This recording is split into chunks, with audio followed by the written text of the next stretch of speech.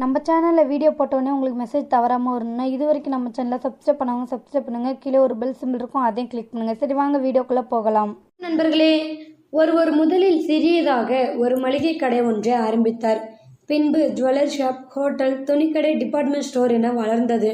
ஒரு நாள் இரவு அவர் வீடு திரும்பிய போது மணி 12 தாண்டி இருந்தது.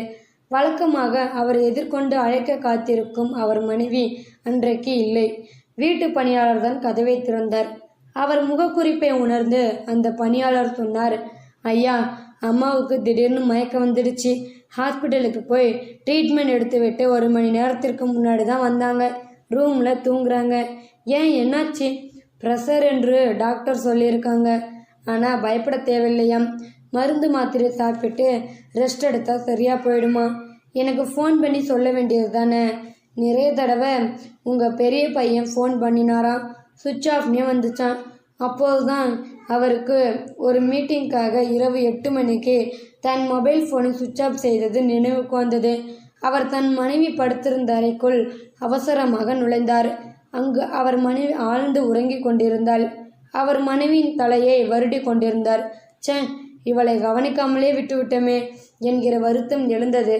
அவர்களுக்கு திருமணமாகி 25 ஆண்டுகளுக்கு மேல் ஆகிவிட்டது. குடும்பத்தோடு சேர்ந்து மகிழ்ந்திருந்த நாட்கள் எல்லாம் நினைவுக்கு கொண்டு வர முயன்றார். அவர் நினைவுக்கு வந்தது மிக மிக சொற்ப தினங்களே.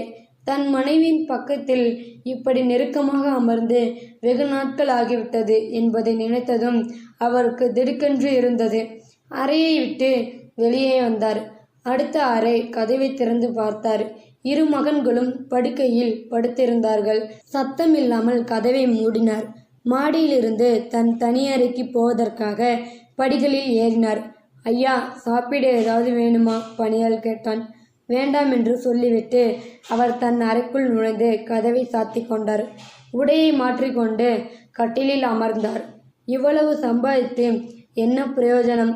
நாம் யாருக்காக வாழ வேண்டும்? பிள்ளைகள், மனைவி இவர்களோடு கூட நேரத்தை செலவழிக்க முடியாமல் அப்படி என்ன பிஸ்னஸ்?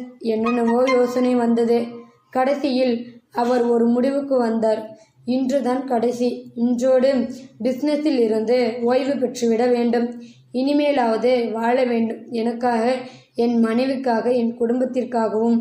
அப்போதுதான் கட்டிலுக்கு அருகில் இருந்த நாற்காலியில் யாரோ உட்கார்ந்திருப்பது அவருக்கு தெரிய வந்தது. கதவை தாப்பால் போட்டுட்டு தானே வந்தோம். இது யார்? எப்படி உள்ளே வந்தார்? யார் நீங்க? எப்படி உள்ளே வந்தீங்க என்று கேட்டார். அந்த உருவம் சொன்னது, நான் மரண தேவதை, உன்னை அழைத்து செல்ல வந்திருக்கிறேன். அவர் திடுக்கிட்டு போனார். ஐயா சாமி, நான் இப்போதான் வாழணும்னு முடிவு செஞ்சிருக்கேன். இப்போ போய் என்னை கூட்டிட்டு போக வந்திருக்கீங்களே, கொஞ்சம் அவகாசம் கொடுங்க.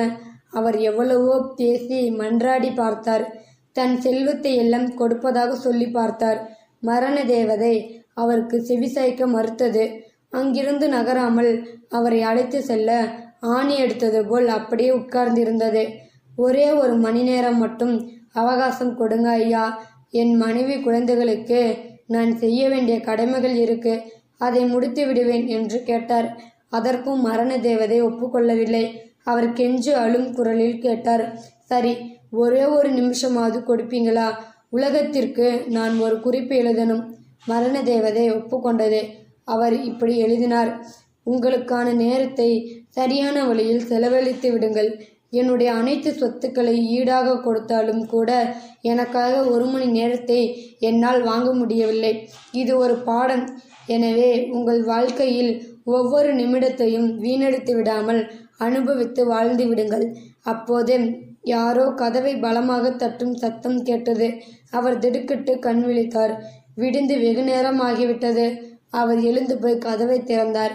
பணியால் தான் வெளியே நின்று கொண்டிருந்தார். ஐயா, ரொம்ப நேரமாக கதவை தட்டுறேங்க. நீங்கள் திறக்கவே இல்லை, பயந்துட்டேன்.